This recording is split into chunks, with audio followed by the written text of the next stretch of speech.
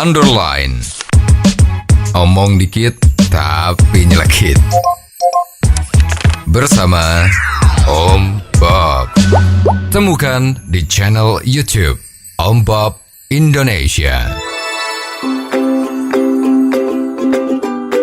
Om Bob, ada salah satu pelanggan PLN di Kebonjeruk, Jakarta Barat. Ini memilih pasrah menerima denda PLN sebesar 41,8 juta rupiah karena menurutnya sudah tidak ada lagi jalan damai. Bagaimana Om Bob menggarisbawahi masalah ini? Ya, ini kan ceritanya itu kan begini ini ya. Si penghuni sekarang ini, kemarin kita lihat ada di YouTube itu ya.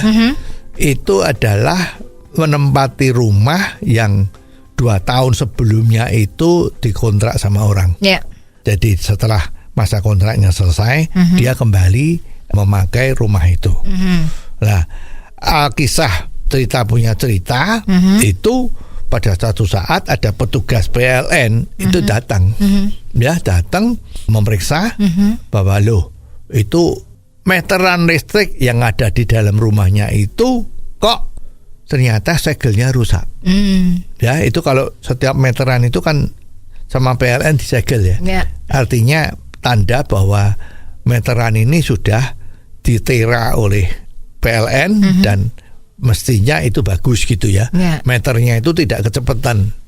Jangan sampai kalau kita lagi pakai 1 kWh ternyata kok muternya 2 kWh. Ini kan konsumen dirugikan ya.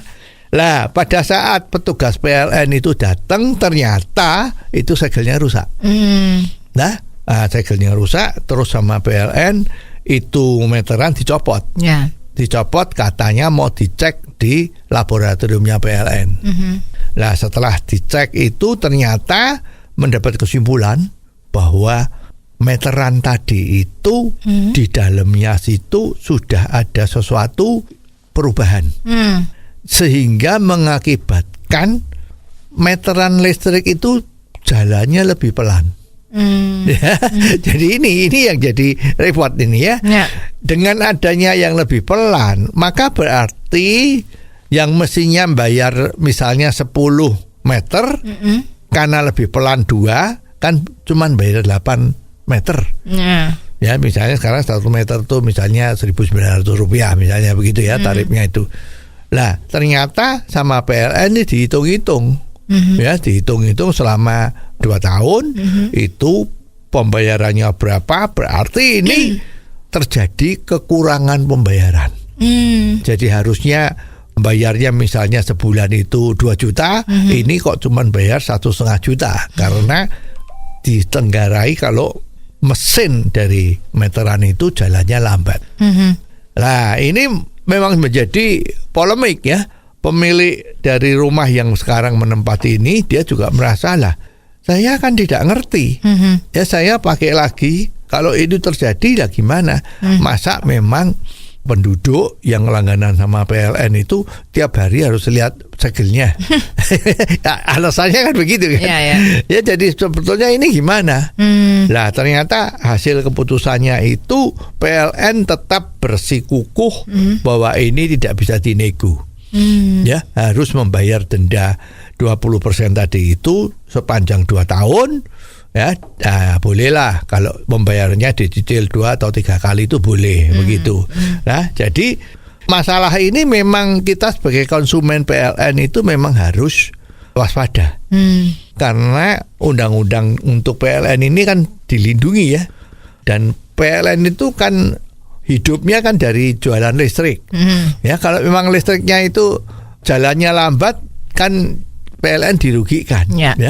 Namun demikian sebetulnya itu dari pihak konsumen itu juga bisa melakukan satu macam protes ya. Kalau kita merasa bahwa kita punya listrik kok pakainya mahal, biayanya mahal, itu mestinya juga bisa minta ke PLN. PLN tolong saya punya meter itu jangan-jangan kecepatan. Ya, dan lembaga yang mengetes meteran PLN itu kan punyanya PLN. Nah ini jadi masalah kan. Ya jadi mestinya ada lembaga yang independen ya di mana konsumen itu boleh minta. Atau secara otomatis PLN sebelum memasang meteran di rumah-rumah konsumen itu sudah diperiksakan ke lembaga konsumen yang menangani tera dari mesin putarnya listrik itu. Nah, dengan demikian kan konsumen PLN juga dilindungi oleh lembaga itu. Jadi PLN tidak boleh semena-mena memeriksa terus mengatakan ini jalannya pelan. Ada sesuatu yang dirubah misalnya, ya. Lah konsumen kan tidak tahu. Ya, nah kebetulan kemarin alasannya PLN pada saat itu dibongkar meteran listriknya, di dalamnya katanya ada sidik jari. Ya. Nah, dia mengatakan kalau ini nggak dibuka, tidak ada yang megang, ya kenapa ada sidik jarinya? Nah seperti itu kan. Nah sekarang pertanyaannya, lah sidik jarinya ini siapa punya? Apakah punyanya konsumen ataukah punyanya orang yang nera yang dulu, yang nera dari PLN itu, apakah jangan-jangan sidik jarinya dia? Ya, jadi daripada debat kusir seperti ini, ya konsumen kan dalam posisi yang kalah. PLN tinggal mengatakan kalau you tidak bayar, maka listrik you diputus. Nah sekarang hidup zaman sekarang itu kalau nggak ada listrik apa bisa? Lah ini posisi ini sebetulnya memang ya konsumen posisi yang lemah. Akhirnya memang konsumen itu yang menyerah. Ya udah, daripada listriknya dimatiin gitu kan.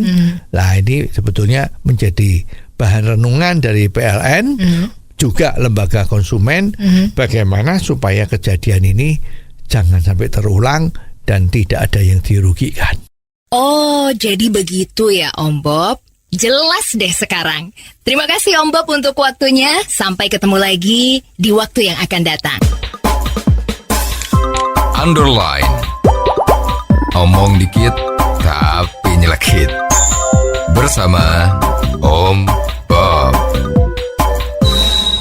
Jika Anda suka dengan channel ini, jangan lupa subscribe, like, dan komen.